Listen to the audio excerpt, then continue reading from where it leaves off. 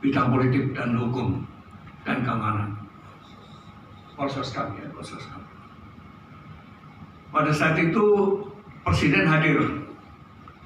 Presiden hadir, kemudian kita dikumpulkan oleh Presiden. Di samping Presiden adalah Ibu Wakil Presiden. Di sebelah kanannya berturut-turut Mas Bambang Yudhoyono, Panglima TNI, saya, dan menteri-menteri yang terkait. Di seberang saya adalah Pak Mahfud. Di situ Presiden mengungkapkan begini, saya bermaksud untuk mengeluarkan dekret. Itu mungkin 3 bulan sebelum kejadian. Jadi gimana pendapat saudara-saudara, mendukung atau enggak? Terus terang aja, kata beliau, kan kayaknya begitu ya, terus terang. Mula-mula ditanya Wapres. Wapres karena satu kotak dengan Presiden tentu tidak menjawab. Habis itu baru SBY. SBY, beliau kan orang sopan dan sebagainya, jawabnya halus, tapi intinya menyarankan supaya dekret itu tidak dikeluarkan dengan segala pertimbangan. Kemudian Panglima TNI. Panglima TNI juga tidak mendukung sampai pada Kapolri. Saya waktu itu dengan kalimat seperti ini, saya atas nama Kepolisian Negara Republik Indonesia tidak akan menjadi alat kekuasaan. Oleh karena itu kami tidak akan mendukung dekret Presiden karena itu melanggar konstitusi, karena membubarkan DPR, membubarkan Partai Golkar. Semuanya tidak ada yang setuju, prinsipnya tidak ada yang setuju dengan bahasa yang masing-masing.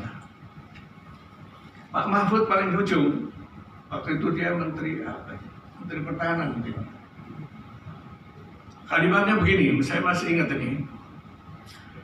Sebetulnya, kata beliau, Presiden itu punya hak untuk mengeluarkan dekret. Contohnya Bung Karno, 59 beliau membubarkan konstituante, mendekretkan kembali ke Undang-Undang Dasar 45. Waktu itu saya bantah Pak Mahfud ini. Jadi Pak Mahfud, saya mohon maaf, saya juga sedikit-sedikit belajar hukum tata negara nih. Memang ada hak Presiden untuk mengeluarkan dekret, tapi ada persyaratan-persyaratan, kondisio sine qua non yang harus dipenuhi supaya beliau bisa mengeluarkan dekret. Pada waktu Bung Karno, konstituante yang harusnya membentuk konstitusi itu deadlock karena ketawa. Sebetulnya suruh sabar yang di dalam sana, jangan saya. Katanya nggak sabar bapak itu, gitu. Kemudian kami rapat di kantornya Mas Bambang Yudhoyono. Ya di situ tidak perlu saya sampaikan apa yang kita dapatkan, tapi intinya TNI dan Polri akan satu garis di dalam menghadapi situasi nasional ini. Karena yang bisa menjadi tiang penopang Republik ini adalah kesulitan antara TNI dan Polri. Itu komitmen kita dengan 3 angkatan. Tapi ada yang lucu sebetulnya. Jadi Ria Mizar waktu itu masih Pangkostrat. Dia orang-orangnya semangat tuh ya Pak Sofyan Yakub, ya Pak Sarudin dari Lampung ya kan. Pokoknya kalau Kasat diganti pimpinan TNI, saya ambil alih. Gitu. Mas Widodo itu orang Jawa. Nah terus saya di mana? Kan dia bagaimana? Baru saya bilang, Mas, ini maksudnya ini kalau angkatan darat diambil alih. Kalau TNI enggak. Begitu saya kira sekilas gambaran situasi waktu itu. Terima kasih. Aktifkan saya sebagai Kapolri. kita sebagai institusi menolak itu juga. Karena tidak ada istilah nonaktif untuk seorang Kapolri yang tidak melakukan kesalahan apapun juga. Jadi kita membuat surat resmi. Saya minta yang tanda tangan Pak Yuyun Sekjen. Mengapa? Karena saya ingin melibatkan seluruh institusi itu. Kalau saya yang tanda tangan, seolah-olah saya aja yang menolak itu. Seolah-olah hanya saya kepingin jadi Kapolri. Terus, padahal Bapak-Bapak dan Ibu sekalian, 3 bulan setelah saya jadi Kapolri, saya sudah minta mundur. Yaitu waktu terjadi perbedaan pendapat tentang bendera OPM. Saya menolak bendera OPM dikibarkan, beliau mengizinkan. Sehingga saya menulis surat kepada beliau. Jadi kalimatnya saya masih ingat karena saya sendiri yang bikin. Berhubung sudah tidak ada keserasian kebijaksanaan di dalam pengelolaan keamanan dalam negeri antara Presiden dengan Kapolri, maka bersama ini saya mengundurkan diri dan mengajukan nama-nama calon Kapolri. Ini bisa dicek di Seknek, mungkin masih ada. Tetapi begitu ada ribut-ribut ini, buru-buru saya cabut lagi surat itu, saya tarik lagi gitu. Jangan sampai dipakai dasar untuk pemberhentian saya.